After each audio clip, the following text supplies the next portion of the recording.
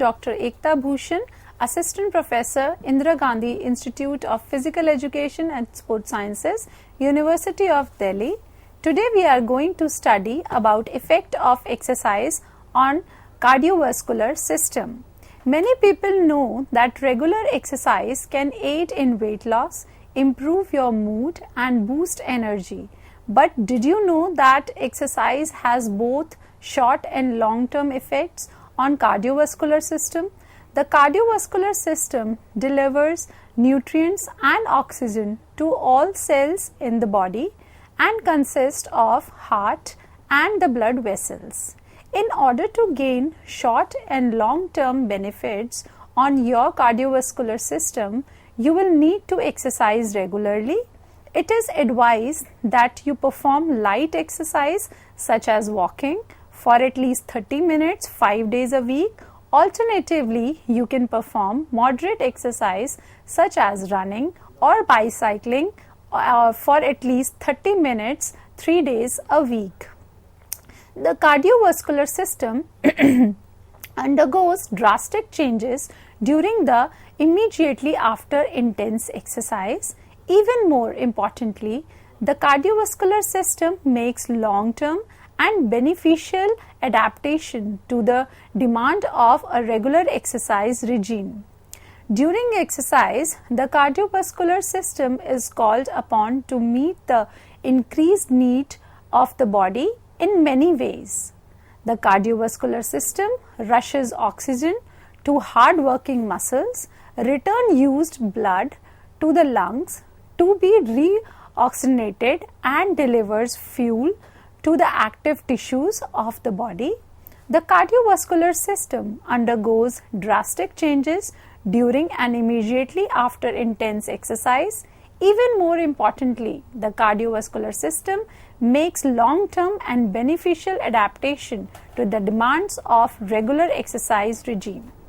So there are two types. We can divide the effect of exercise on cardiovascular system in two ways: the immediate effects and the long-term effects.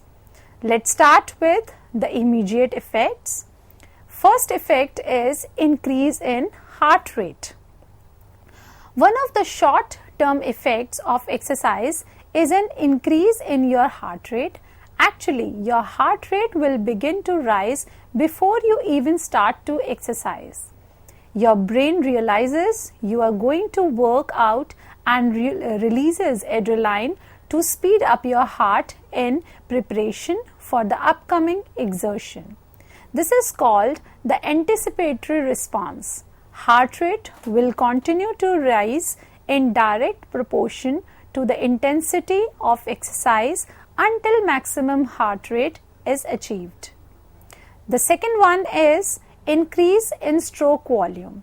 Stroke volume is the amount of blood ejected by the left ventricle in one contraction, and we can see the formula of stroke volume also. Stroke volume is equal to cardiac output upon heart rate.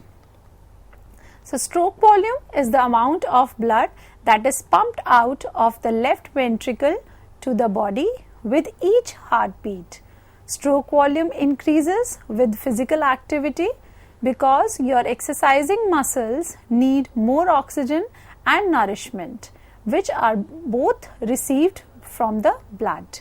Your stroke volume increases during exercise but reaches a plateau as there is a limit to how much blood your body can pump during physical activity. At this point, stroke volume may remain steady up to the point of muscle exhaustion, which causes you to stop exercising. The third one is increase in cardiac output. We have seen in the stroke volume formula also the word cardio output. It is the volume of blood pumped by the heart per minute, and the formula of cardiac output is equal to heart rate multiplied by stroke volume. At the onset of exercise, your muscles signal your heart to pump faster for increased blood flow. In addition, working muscles increases stroke volume by sending higher amount of blood volume back towards the lungs for oxygen. Therefore, cardiac output rises during exercise due to increased stroke volume and heart rate. The next one is it increases your blood flow. Short-term changes in the blood flow. At rest, the muscles require only about 15 to 20% of the total amount of the blood circulating through the body. During exercise, the hard-working muscles demand more oxygen from the cardiovascular system, up to 80%.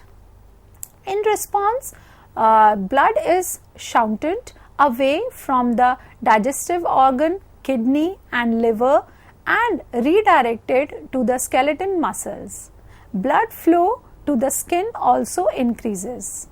The blood vessels serving the skin dilate to allow more blood to the surface of the body.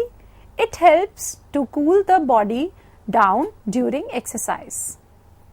The next one is blood becomes more acidic. This is also one of the immediate effect of exercise on circulatory system.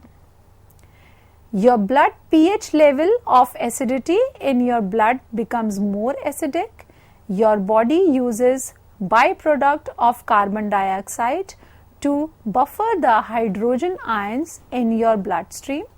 Hydrogen ions are electrically charged particles in your body. The greater the number of hydrogen ions, the higher the acidity. Because you breathe faster during cardiovascular exercise, you expel carbon dioxide faster than you would normally. This gives the hydrogen ions time to accumulate. The next is increase blood pressure. Exercise can increase blood pressure as well, but the effect of typically temporarily. Your blood pressure should gradually return to normal after you finish exercising. The quicker your blood pressure returns to its resting level, the healthier you probably are. Aerobic activities such as swimming, cycling and running put additional demands on your cardiovascular system. Your muscles need more oxygen than they do when you are at rest. So you have to breathe more quickly. Your heart starts to pump harder and faster to circulate blood to deliver oxygen to your muscles. As a result, systolic blood pressure rises. Diastolic blood pressure is a measure of the pressure in the blood vessels between heartbeats. It shouldn't change significantly during exercise. If it does, consult to your doctor. Now we are going to learn about long-term effects of exercise on cardiovascular system. Let's start with the resting heart rate. So, one of the long-term effect of exercise on cardiovascular system is it decreases the resting heart rate. Another long-term effect of the cardiovascular system is the decrease in your resting heart rate.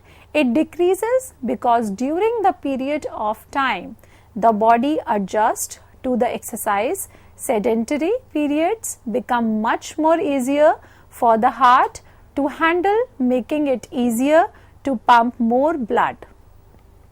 Because the rigors of regular exercise require so much work from the cardiovascular system, sedentary periods become even easier for the heart by comparison.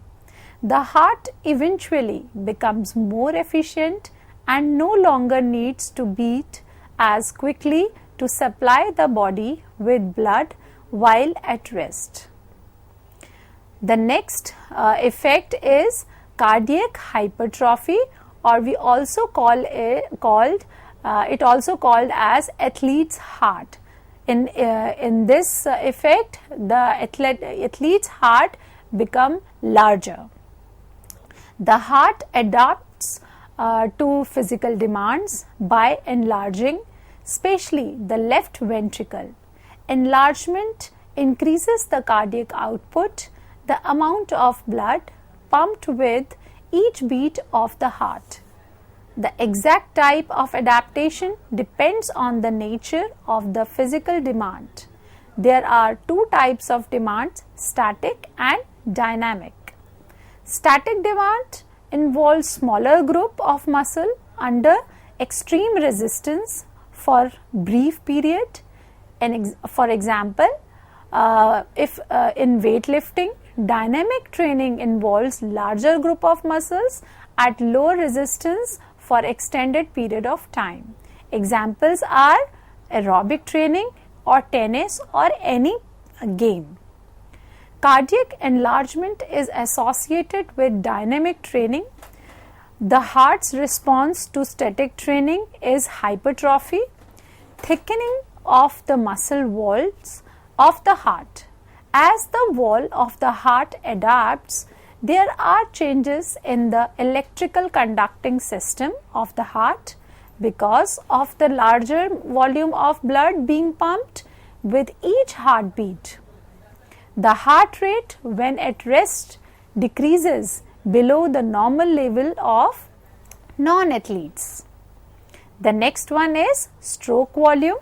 We have learned the stroke volume in the immediate effect also, but in this we are going to learn about the preload, the contractibility and afterload also, the effect of stroke volume. When you repeatedly exercise, the muscles around the heart increases the size and strength as well as the space inside the heart increases.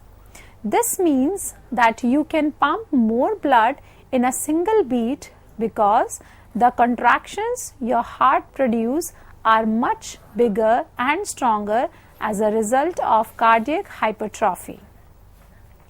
Stroke volume will increase when you exercise. However, when you have been regularly exercising, your stroke volume at rest will also increase. This is because the individual's heart is trained to pump large amount of blood when exercising, so at rest the stroke volume will also increase. This results in an increase in the blood flow because the blood vessels increases in size. This enables more nutrients to be delivered to the different part of the body. The body will become more efficient at delivering oxygen and nutrients to the muscles, and the volume of blood that is pumped will increase when they exercise on a regular basis. This benefits the athlete because they can now exercise for longer and won't fatigue as quickly because more oxygen and nutrients are being delivered to the working muscle. Then next one is improved circulation.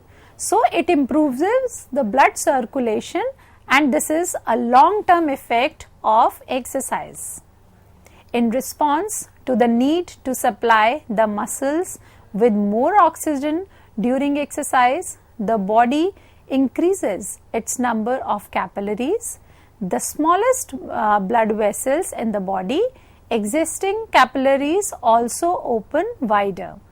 Capillaries are the tiny blood vessels that branch off bigger veins and arteries. They permeate organs and other tissues so that all cells and organs can get the nutrients they need. This means your body gets more efficient at taking out waste products like carbon dioxide and uses the oxygen-rich blood more effectively. It also starts to work better at a cellular level and your overall health improves. The next is it decreases blood pressure. When you first start to aerobic exercise, your blood pressure increases as your cardiovascular system works to deliver more oxygen and glucose to your working muscles. A long-term adaptation to aerobic exercise is a decrease in both systolic and diastolic blood pressure during rest and during submaximal exercise. The next is increased blood volume. Blood volume is the amount of blood circulated in the body. As a result of long-term training, blood volume can increase. This is because of capillarization. This causes there to be more blood circulating the body. Having more blood circulating will increase performance because more blood can be delivered to the working muscles. Now we will revise the whole which we have done till yet. So, in today's lecture we have learned the short term or immediate effects and long term effects of circulatory or cardiovascular system.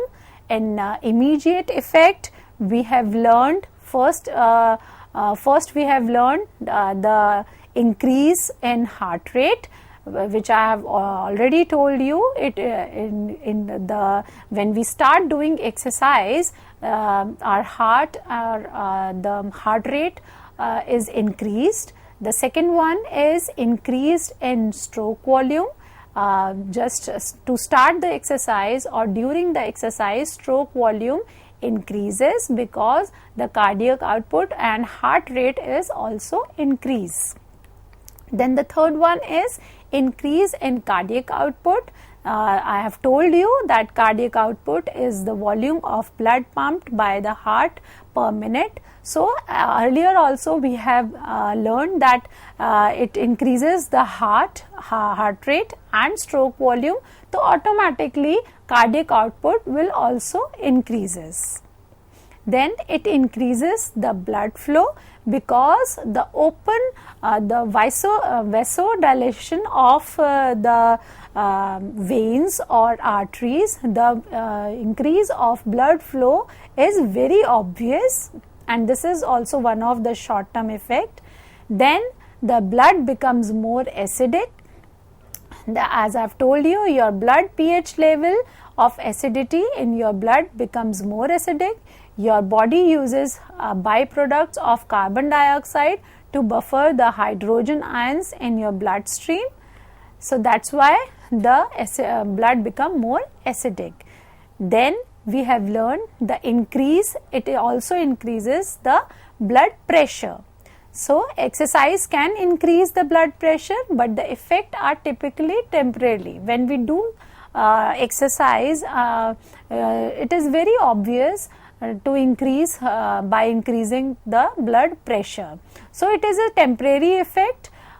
In the long term effect of exercise on cardiovascular system, we have learned that it decreases the resting heart rate. So it decreases the resting heart rate because during the period of time the body adjusts to the exercise. Sedentary period becomes much more easier for the heart to handle, making it easier to pump more blood. Next one is cardiac hypertrophy and athlete's heart. As we have learned, when we do exercise at least 1 hour daily for many years, especially the cardiovascular or aerobic exercise, the heart of athlete become larger, and because the physical demands by enlarging, especially the left ventricle enlargement, increase the cardiac output, the amount of blood pumped with each beat of the heart. The exact type of adaptation depends on the nature of the physical demand, whether the demand is dynamic and whether the demand is static.